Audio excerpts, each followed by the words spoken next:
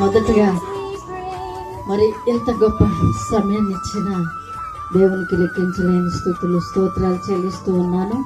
ఎందుకంటే మా అమ్మని మరి సన్మానించడానికి దేవుడు మరి మాకు ఇచ్చిన ఈ సమయం బట్టి ఎంతగానో సంతోషిస్తూ దేవుని స్తుతిస్తున్నాను. ఎందుకంటే మరి ఎంతగానో మా కొరకు నిత్యము ప్రార్థిస్తారండి. మా తల్లి ఎప్పుడు మరి నిత్యము ప్రార్థిస్తారు కనుక మేము ఈ స్థితిలో ఉన్నాము. మరి ప్రార్థించే తల్లిని దేవుడు మాకు దయచేశారు. మరి ప్రార్థన, మా తల్లిగారి ప్రార్థన మాకు కోటగా ఉన్నదండి.